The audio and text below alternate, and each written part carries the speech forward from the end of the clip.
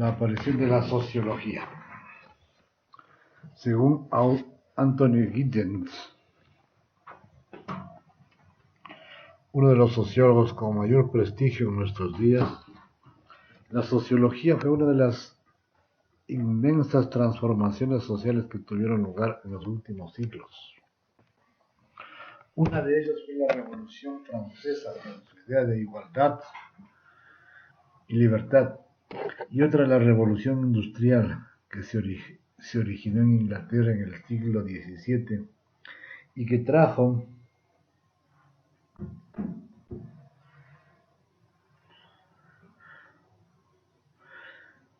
la explosión económica y la modificación del trabajo del hombre, llevando a una transformación de las formas de vida tradicionales y de revisar aquellos cambios para comprender un mundo social y natural. Las enormes transformaciones que tuvieron lugar en Europa en los siglos XVIII y XIX explican el nacimiento de la sociología, viendo desmoronarse las estructuras sociales existentes. No es de extrañar que algunas personas inquietas se pusieran a reflexionar de un modo más riguroso y científico sobre la naturaleza de la sociedad y de los cambios sociales que estaban sucediendo. A continuación se exponen aquellos aspectos salientes de las transformaciones sociales. Auguste Comte creció en los años posteriores a la Revolución Francesa, que transformó radicalmente la sociedad industrial que estaba alternando en forma imparable la vida de muchas personas. Él evidentemente no pudo dejar de pensar sobre todos los cambios sociales. Nacido en Francia en una pequeña localidad provinciana, Comte se vio muy pronto atraído por el bullicio y el dinamismo de París. Allí no tardó en sumergirse en los acontecimientos de su época. Su máximo interés era entender los cambios que estaban sucediendo en su alrededor. Una vez que los hombres entendieran el funcionamiento de las sociedades, podría lograrse un futuro mejor. La nueva disciplina encargada de esta tarea, a la que Comte llamaba sociología en 1838, término que proveía de dos vocablos, socios y logi, ciencia de la sociedad. Se dividía en dos partes. La primera debía estudiar el mecanismo que hace que las sociedades permanezcan unidas, y la segunda debía estudiar el cambio y las transformaciones sociales. Para comenzar a entender a la sociología y a su creador, vamos a remarcar algunos aspectos y los iremos explicando. Comte aplica que el análisis sociológico para estudiar al hombre en sociedad.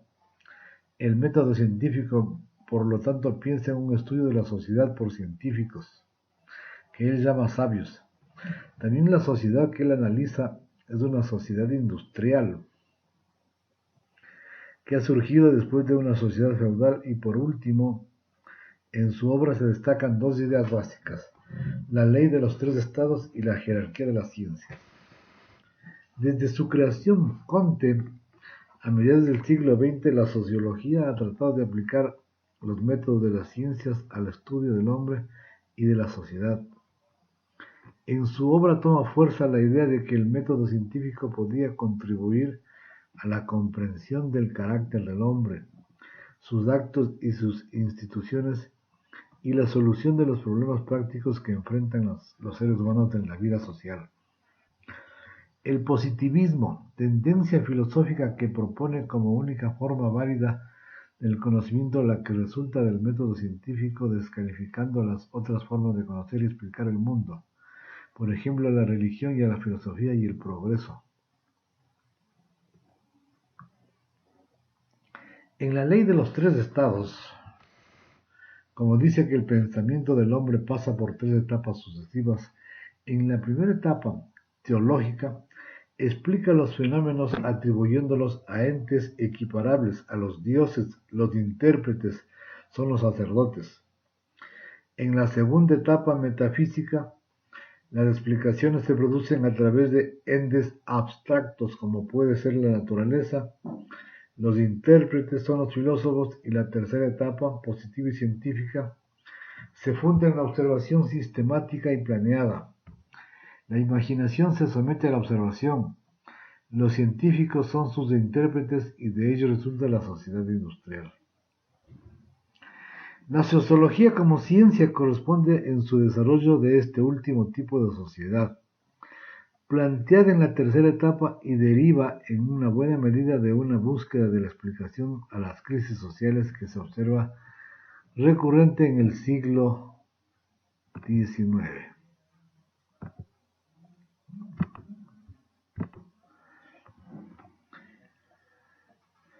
En la perspectiva de Comte, los sabios reemplazarán a los sacerdotes, así como los empresarios reemplazarán a los guerreros.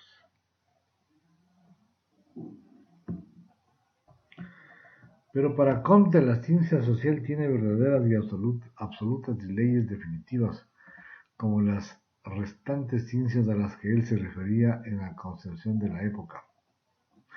Hecho que fue superado históricamente en este siglo porque se piensa que las ciencias pueden ser relativas. Para ir adelantando, la sociología de hoy tiene leyes relativas, es decir, que tiene la posibilidad de ser falsa, o sea que se puede descubrir lo que en una época decíamos que es de una forma. El desarrollo puede mostrar otras. Para Comte también la sociología es enciclopédica, es totalizadora, pretende explicar toda la historia de la humanidad, concepción que también ha sido cambiada, toda vez que existen otras ciencias. Y por último, los conceptos que utilizan son de otras ciencias, en su caso de la física, por lo que primeramente se llama la sociología física social.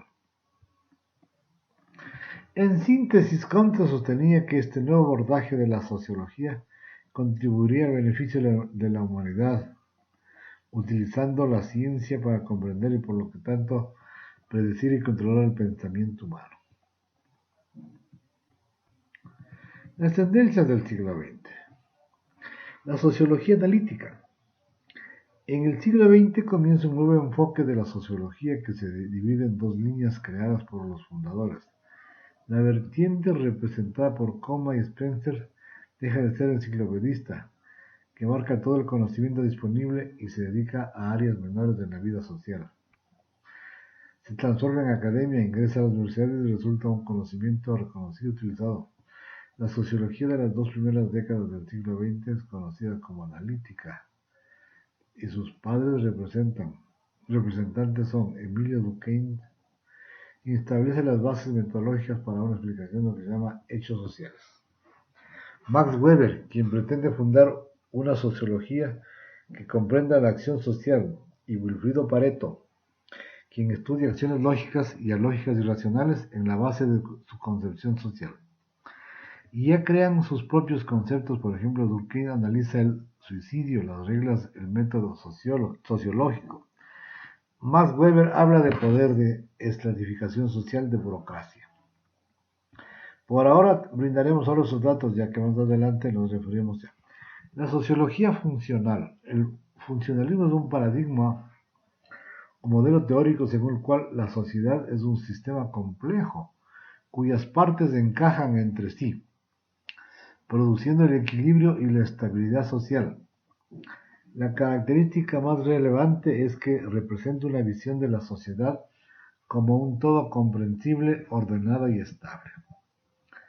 Para el funcionalismo, nuestras vidas están orientadas según la dirección que marcan ciertas estructuras sociales, entendiendo por ello ciertas pautas relativamente estables de relaciones sociales. Las relaciones familiares, educativas, profesionales, religiosas, por ejemplo, no son aleatorias, sino relativamente estables y predecibles. El funcionalismo entiende la estructura en términos de las funciones sociales que cumplen esto, en términos de las consecuencias que tiene para el funcionamiento de la sociedad. Por ejemplo, las funciones de la familia y de la educación es mantener las pautas y manejar las tensiones, en el sentido que al socializar y educar estamos tratando de lograr que las pautas de una sociedad se conozcan y se mantengan. La función de la justicia es integrativa, es mitigar las diferencias, lograr un equilibrio. Por ejemplo, si una persona compra a otro un automóvil y no se lo paga, Se puede recurrir a la justicia para que obligue al deudor a que salde su deuda. Y de esta forma se lograría un equilibrio entre las partes involucradas. Los orígenes de estas tendencias se remontan a Comte,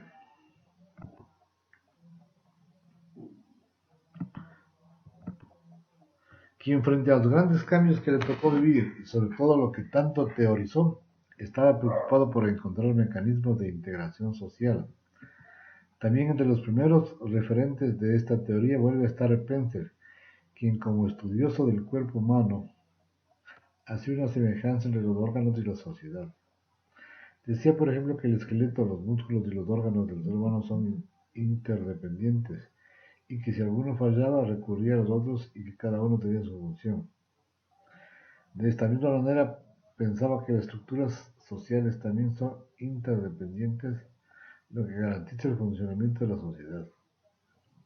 El paradigma estructural funcional busca identificar las estructuras de que se compone la sociedad y las funciones que cumplen. Pero en Francia, Emilio Durkheim, hacia 1920, dio un paso más en esta dirección técnica, tan así que algunos de los autores, como por ejemplo Fusito, que está en la bibliografía, lo consideran uno de los primeros formuladores. Su pensamiento sociológico está orientado a estudiar la solidaridad social, es decir, cómo las sociedades son capaces de mantenerse unidas.